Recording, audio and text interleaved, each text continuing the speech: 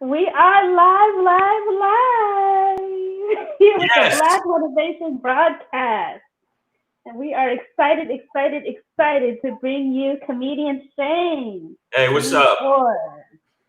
Say hi to the people. Hey, what's going on, y'all? How y'all doing? Yo, hey, anybody who ain't got no drawers on? Come on, shit. Let's do it. It's live.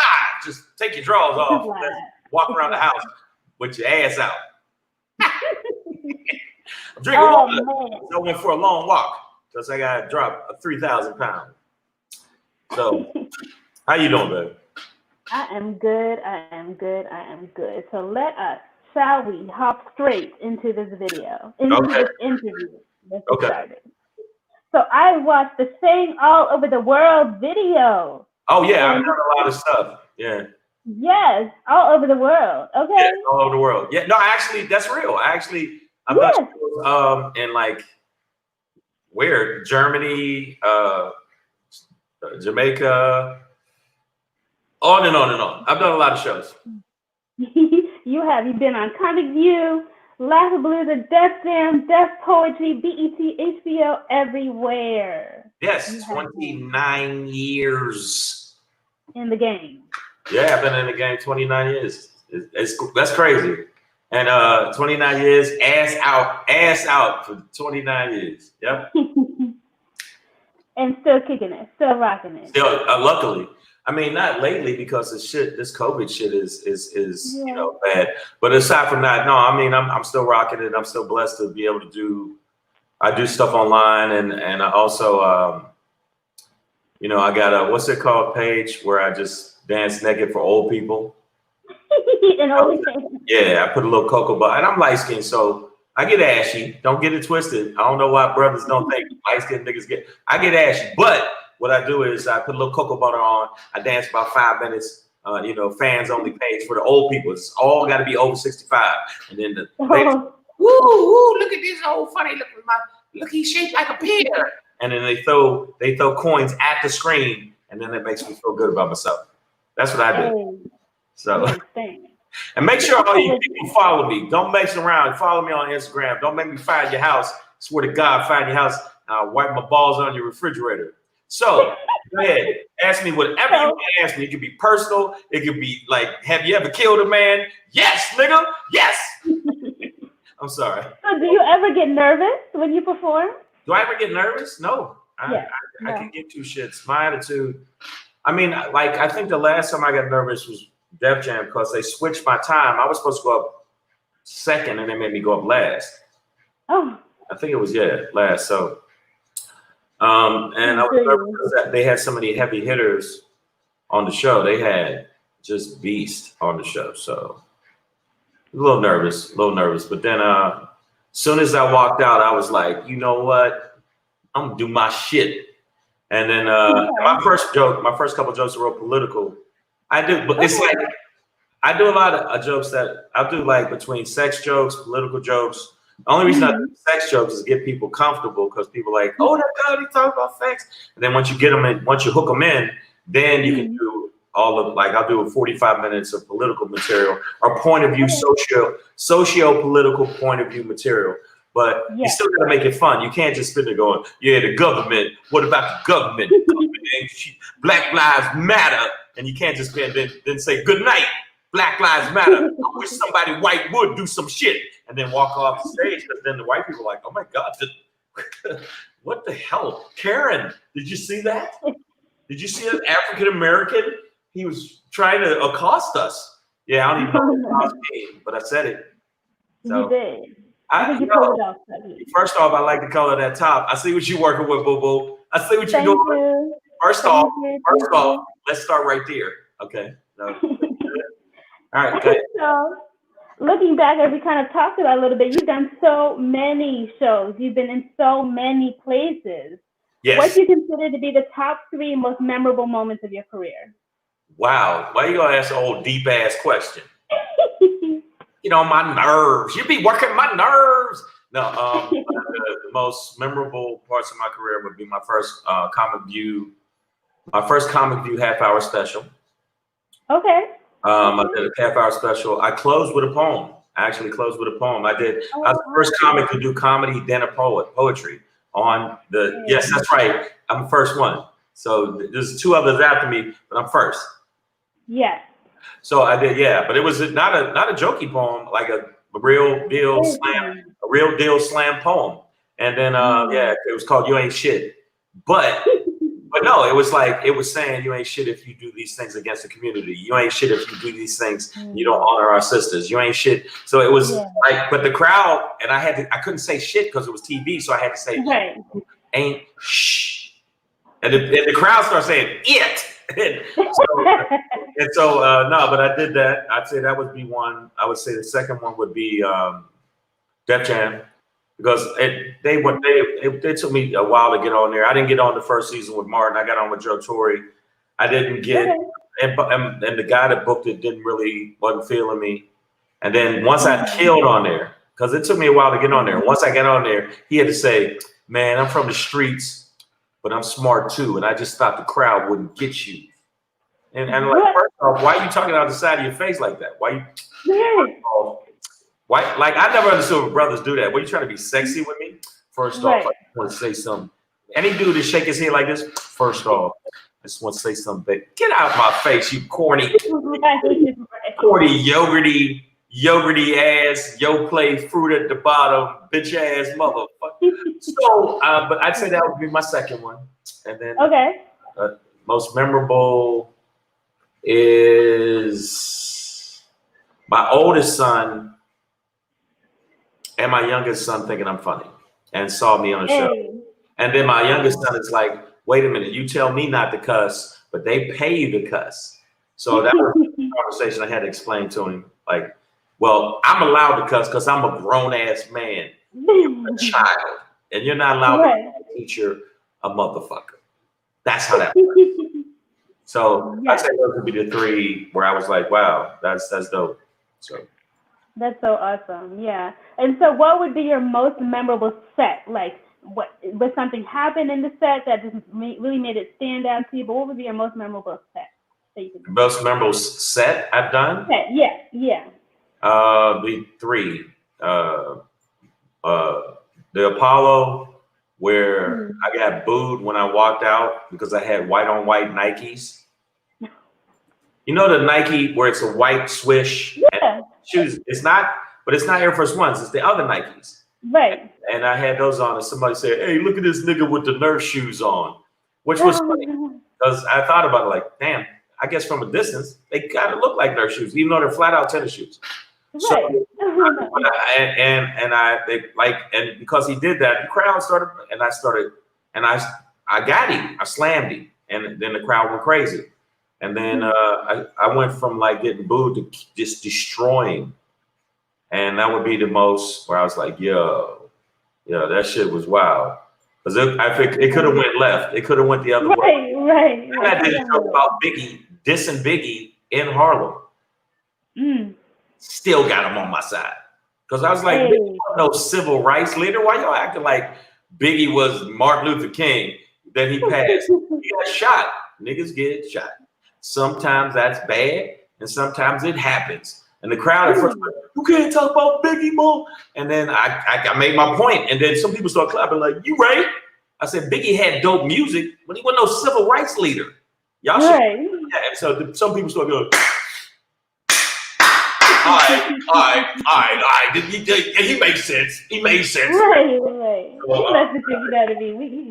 so I say that was memorable, turning the crowd around because Apollo, because they was giving me the business the first minute, and then I just stuck in there. I don't know what, but I'm aggressive as hell. I mean, I'll fight a puppy. I'll fight a puppy right in the street.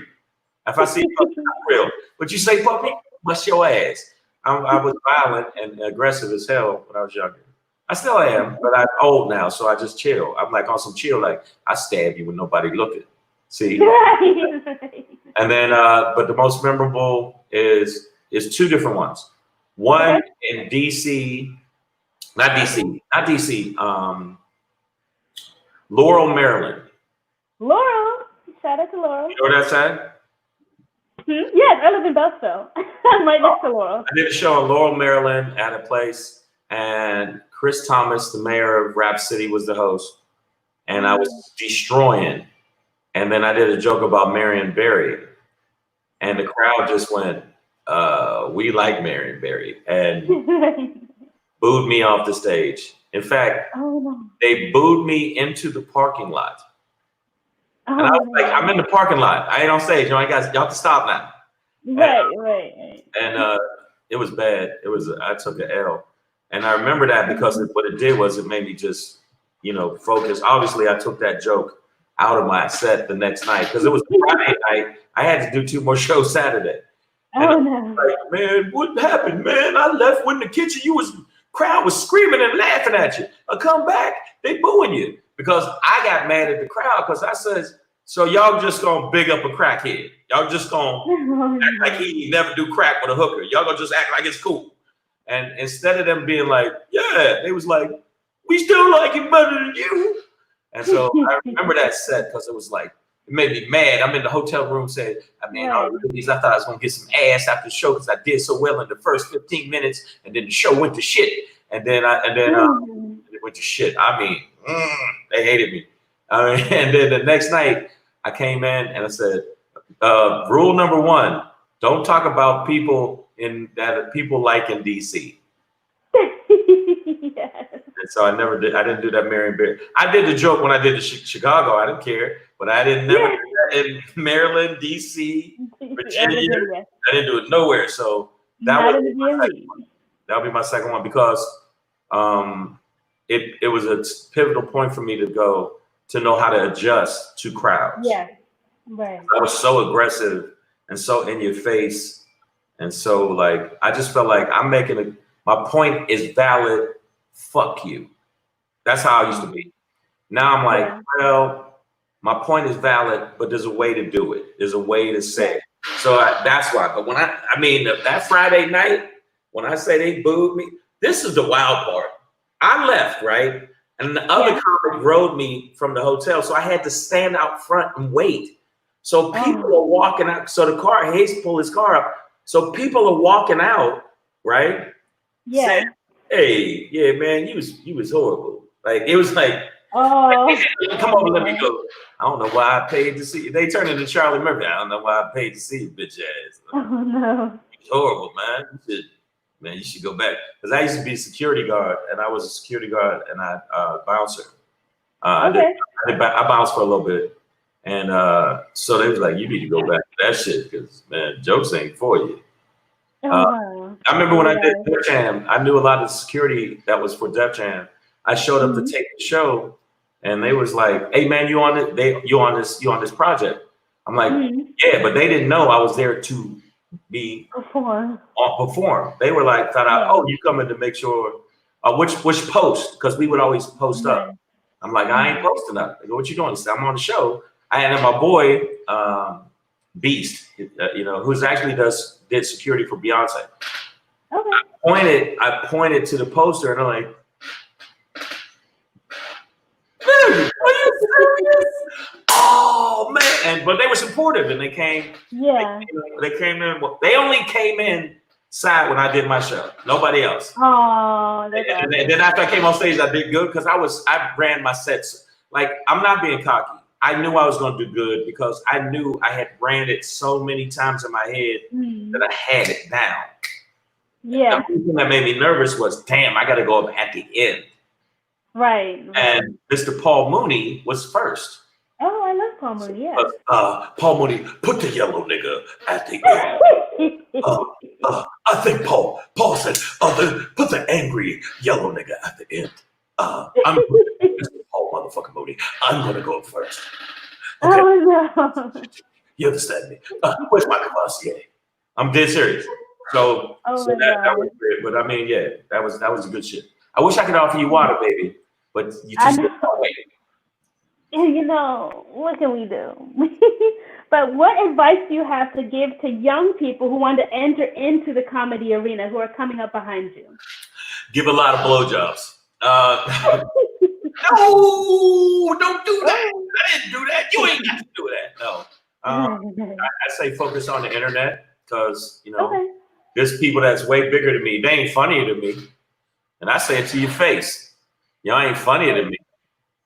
but they are bigger than me because they have such a following, like the DC Young Fly and all these cats that's on Wild 'N Out. They got gigantic followings. So online, because they did some shit or they dressed up in a dress, they always want black men to dress up in dresses and demean us as people. And then we get big that way. There's a lot of like coon ass people that's multimillionaires. Kanye West, you coon-tastic coon. Yeah. And Candace Owens, you coon-tastic. Oh, somebody punch you in the vagina. So aside from that, you're like, did not expect this kind of interview. Hey, you know, I didn't even roll with the punches and keep going. No, I think you did. I think out of all you other people you interviewed, like, yeah, I think you might be a little. Yeah, I would. No, my advice would be definitely focus on the internet. Make sure you save your money. This is what John Witherspoon, God rest. John Witherspoon used to tell me, look here, young man, you need to save your money. When you get $100, tell yourself you're making $75 because $25 of that got to go in the bank. Yeah. So I learned from him, and I'd be having a hard time in this pandemic if I didn't listen to him, because I did save some money. But I would say definitely, if you do start making a little bit of change, don't buy. What do you need? Oh man, I just got this Lexus truck. Let me hip you to something. You know what a Lexus truck is? It's basically a Toyota with an L on it. You paid more money because you're stupid. Right. So I tell people that. Any of you like, I just thought about it. I thought about next person because of COVID shit. Next person I have sex with, I'm gonna blow their back out. I swear. It's been a long time for me, and whoever get it, they gonna get it. Yeah, how you like that? Like what you feel? Yeah, feel it all up in your guts. So no, for real, it's gonna be a damage. So no, I'd say that's my advice to young people, because I'm 75 years old. And I look good for 75. No. I know I'm not 75, but stop that. You're like, stop it. Like 65. Oh man. So no, I would say no. Go ahead. So if you could go back in time and speak to yourself at the beginning of your career, what advice would you give yourself? So knowing what you know now, what would you say? Don't go to prison. Don't go to prison. Yeah. And tell myself, don't stab nobody that's heckling me. And people are like, I think he's telling the truth. Well, what would I tell myself? Stop taking breaks. I took too many breaks. I took too many breaks where I started doing really well. And when I started doing really well, I would just be like, okay, I'm gonna chill for a bit. And then when my first son was born, I chilled for a long time because I had a development deal and they gave me a chunk of change. So I was like, well, I'll be able to stay home and just be dad. And then I chilled again when Xavier was born. Xavier's my youngest, who I love. I chilled for a minute. I still was doing gigs, but I was more active doing gigs with him. And I wasn't on the road as much. But I would tell myself, especially now, balance having fun more. I know it sounds bad. Like, I didn't have enough fun. I literally just worked. I just did show after show. And when I wasn't doing shows, because I don't have an agent or a manager, I was setting up shows. I was calling TV people.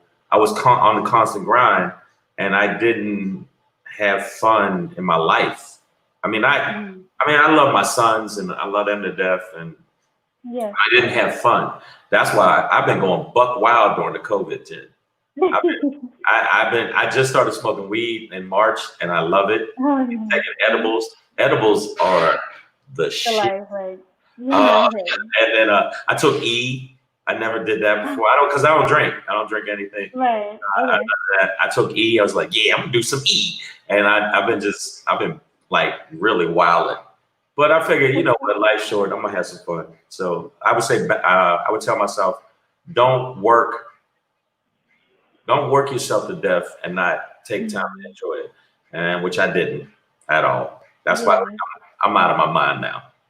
So if you know anybody that want to do some edibles, let's go do it. Couldn't help you there, but we can. Okay. All right, Ash, I'm kidding. I only did it once. It was okay. It wasn't what I thought it'd be. I thought it'd be like all these colors and like, yeah, who wants to dance? You know, shit. I thought Erica would do it, rubber titties on my face. None of that happened. None of that happened. But yeah, I did that, and yeah, the only thing I smoke out with I've been smoking out now more, and not too much. I smoke out and watch Netflix movies and animated movies with my son. So that's what I do. Oh. And so, switching to a more serious topic, as an activist and political comedian. Hold up. Go ahead. Gotta get face on. Oh no, are you gonna do fingers? is that no? I'm deep fingers. The deep fingers. Go ahead and ask me the question.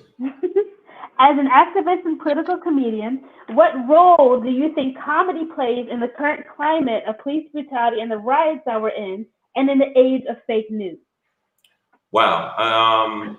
Wow. Good question. Excuse me. Ash. Hold on for a second. Hey. I think that the way I go about it, because I do have fun while I'm doing it. It's like if you say something like really animated and fun, but you're saying some real deep political shit, I think people digest it more because they're laughing. They're laughing. And at the same time, they're like, oh, he just called the government a bunch of bitches. So I say that for me, it got me the visibility to be able to make some moves. I did stuff for the Minority AIDS Project. I started which everything's on hold now. Ain't none of that popping. Yeah. But I did a thing I had called Zulu Rising, where you go into juvie centers and we would bring different speakers into juvie centers to teach young men.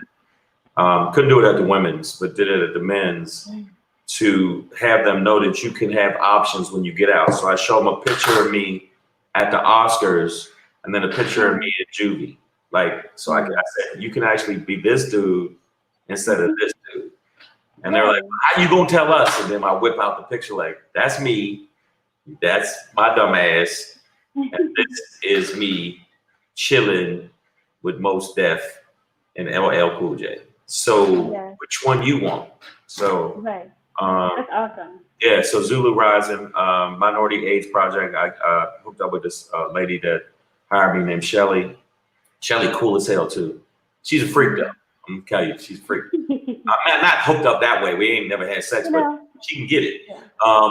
No, she the Minority AIDS Project. And what we would do is we would set up like trucks in front of the shows, and you want to come to the show, you had to get tested. At the time when AIDS was raging. Yeah. And then what I do now, before all this shit happened, we were doing a thing. It's like Rock the Vote and Rap the Vote. It's kind of in that vein where you want to come see a live show at a concert, instead of you paying this $65 or whatever the ticket is. I mean, my tickets ain't $65. I would be on other show with other comics. Right. My tickets are low. The tickets are high for the bigger name acts. And what we do, you had to be registered to vote.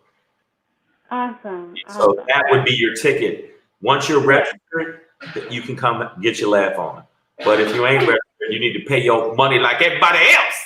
So I used my platform to get the message out and pertaining to police brutality, because I just got interviewed about that. Because they did a rally up at the Laugh Factory, and there was another rally I was at. And the cops is a bunch of bitches. I'm gonna say that to your face. Y'all a bunch of bitches. Why are you beating up on peaceful protesters? Because you're a little cunty ass bitch. That's why. Because you ain't got no manhood in you. If you ain't had that shield and that badge, you get your ass beat. So I think that when I did talk about police brutality, we did a show before this shit happened, before George Floyd. We did a show. I did one all the way back. I mean, shit. A while ago, we did one. Sandra Bland, we did one. And what we did was bring more awareness to people knowing who to complain to. But a lot of times, just yelling at the moon and the moon looking at you like, I can't understand what the hell you're saying. But what we would do is we would give each person a list of legislators in their area that blow their phone up, get this person voted out, get that person voted out.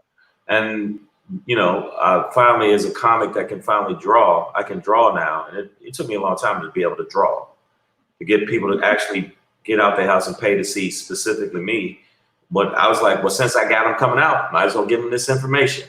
Since I got them coming out, might as well let them know some of the cops in Baltimore is full of shit and they need to get checked, or the police chief needs to get the hell on.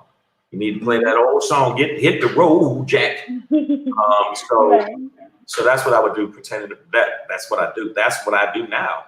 And we got to show me and Black Pedro, or Pedro Hernandez, a brother out of Detroit, a Trini. You know, he's that Trini boy, you know. And we do a show called Savage AF, and we talk about that. We get a lot of stuff out there. We get about between 1,100 and 1,700 people a day that listen and watch the show.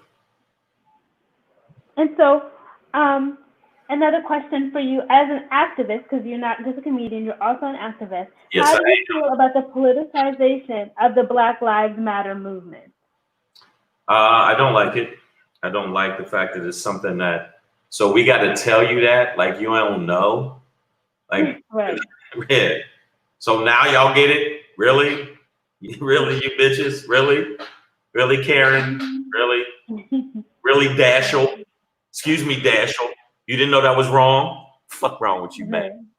So I think that, no, I don't like it. And if you go to the Black Lives Matter website, you realize that it's pushing the agenda of the LGBTQ community more than it is Black people on a whole. So they shouldn't call it that. Because if you look in the website, and the about her, because there is two gay sisters that actually are the founders, they're missing the point by excluding Black men, by blanketing all Black men as all chauvinistic assholes, as all men that try to use their power of our strength and sexuality over them. And I think it's a blanket statement, and some of the stuff on that website it just really insults me. That it insults me. If you want that, let's say Black LBGQT, whatever the letters they got now, then make that the website, but don't get donations across the board for that. The fact that they try to make it, I wouldn't even say, let me see, a way to put it is where people think I ain't hating, but I am hating, flat out. It's bullshit. Include Black men. What are you talking about? All of us ain't assholes. All of us ain't pussy chasers and demeaning, and we ain't all sex traffickers. And it's ridiculous. You know. Now, I mean, I know people that did it. No, but I just think, no, I'm kidding. I'm not no sex traffickers. I know. What am I, Epstein's cousin? Stop it. What am I, Harvey Weinstein? I don't know none of those. I just think that you know, sisters need to understand to stop blanketing Black men. And we do because the media already blankets us and says we're all one way, and we're not. Yeah. And we need to support each other. We need to come together, not be divisive, especially as you mentioned, be divisive undercover. You know what I mean? And so we as Black people are important, not just a segment of the population. But what's your sexuality got to do with the protection against police brutality? And if you look at the website, Black Lives Matter, I mean, the official website, there's more paragraphs dedicated to the sexuality and the preference of sexuality than it is that. I don't care who you lick. Okay, you can lick who you want to lick, but the bottom line is we got police that are acting like stormtroopers, and they need to get their ass the hell on, and they're racist, bigoted assholes. So why are you worried? First, my sexuality first. No, that ain't first. And so that is insulting, and I'd say it to their face. It's like, I'm down with you, sisters, but yo, that shit you're doing is corny. It's corny. It's actually LGBTQ, whatever, and there's paragraphs about we are dedicated to transgender rights and gay rights and stuff like that, and we're to mothers. It says mothers, transgender, and and parents, but they never mention fathers. Which is not right. And in that website, they never mention fathers. So that insults me. I want them to do their thing, but fix that. And if they don't fix it, I'm gonna check you. And if I see you in these streets, dance off. I dance off. And so let's move on to a fun topic. While we're on a fun note, tell us about your comedy special, Shang is Angry, live in NYC, which is coming out later on this year. Yeah, Shangry. Y'all can go to the website, iamshang.com. You can see a clip of it. There's a big clip of it. It's a big ass crowd. We did thousands of people came out to the show. And I'm not joking. You can look on the video and you can see it. You saw the clip of it. It's a big ass crowd and everything. So, yeah, it's a special. And what it is broken up in segments. Each joke is about a different ism in society. Racism, sexism, chauvinism, capitalism, different isms. But I'm very aggressive. That's why they call it Shangry. So I'm not angry. I'm passionate. But some people, and I didn't come up with that name. That ain't me. It's another comic that came up with it. Mark Howard is the one that came up with it. I wish I would have. I was like, damn, that's a good one. But he would say, man, you be angry as hell on stage sometimes. You Shangry. And so it was definitely Mark Howard that is the person that came up with that, not me. He didn't come up with my jokes, but he came up with the name. Don't get it twisted, Mark. If I see you in these streets, dance off. When I see you, Ash, guess what's happening? It's a dance off. I don't know why this is the go-to move. I know. Like when you do that dance, you have to put your hand. You got to bite your lip. Yeah. Yeah. If you don't bite your lip, you ain't that good. No. Yeah, that's what I would say it is. It is what it is. Yeah. And so, unfortunately, we have come to the end of this week's episode of the Black Motivation Broadcast. No, thank you for. You're so cool. You were so. Thank you for being patient with me with that other shit that happened. I don't know what happened. We was trying to Instagram be freezing. I know. And I'm like, you be talking and the little circle be. And so we was doing this stuff. But no, thank you so much. You're a sweetheart. You can tell you got a good spirit. You ain't like an old goofy ass, yogurty ass person. If you was yogurty ass person, I'd dish your ass to the ground. But you can tell you got a good spirit and you got a good heart. Yeah. And if you ever need me to stab somebody, Uncle Stabby. All you gotta do is call Uncle Stabby. That's my name. Stabby. But sometimes you gotta stab a motherfucker. That's my saying. That's like the old man with a knife. That's what I'm telling you. You don't want none of this. I stab you. I ain't got no problem with the stab. So thank you so much for being a sweetheart and being a cool ass person. Thank you. You are an awesome person. Hilarious from the tip of your head to the sole of your feet. Oh. And I have had so much fun. So much fun. Meet me in the street, be like, I saw you on the interview. What's up, nigga? Come on. Like, oh shit, dance off. Oh, hey. Okay. No, but thank you very much. I hope you have good interviews with everybody else. Tell them that I hope that everybody stay safe and sound in your family. Hope that you stay safe. Wash your hands. Show me what you're working with. And oh, by the way, I'm so sick of people saying masks. They make me. I can't breathe. Wear a mask. It's not that deep. It's not.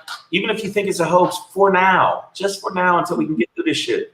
That's all I'm saying. I wouldn't leave that to people. Because white people like, oh my God, the mask is taking away from my freedom. Shut the hell up. So where can we find you? How can we support you? Social media, website, everything. I want to hear it. How can we find you? Okay, where you can find me is in this house because the COVID shit. No, I'm kidding. I went for a long walk. I went for a really long walk. It was cool. You can find me on my website. Go to my website, iamshang.com. It's IAMSHANG.com. Very easy to find. In fact, you put in comedian Shang, I'm the first website come up. I ain't trying to be like, bragging, but I'm the first one come up. And go to my Instagram @comedian Shang. Make sure you check me out on all of the social media platforms. And Facebook, you already know what it is, Shang Force. Yeah. I'm doing that as a joke to make fun of. I do jokes about Trump because he's an asshole, and I don't like Biden, but we need to get that bitch out of here. Yes. So all you black people, I'm not talking about you Kanye West fans, because apparently you like watching him diss Harriet Tubman. Make sure that you get out and vote November 3rd. And if you don't, I swear I'm gonna find your ass. All right, got that off my chest. All right. Well, this has been an awesome, fun, super fun episode of the Black Motivation Broadcast. Thank you again for joining me. Thank you. Where can I share this? You can share this from YouTube. You can go to Black Truth Media, which is the name of our YouTube channel. Wait, you got my Facebook. Send the link. I'm going to send it to you. I'm going to send you the link. So I can share it so I can get you. I want a lot of people to see your shit, and I want them to see yours. Okay? Thank you. Thank you. All right, thank you. Remember, I told you if you need me to stab somebody, let me know. All right, come out. Bye-bye. Deuces.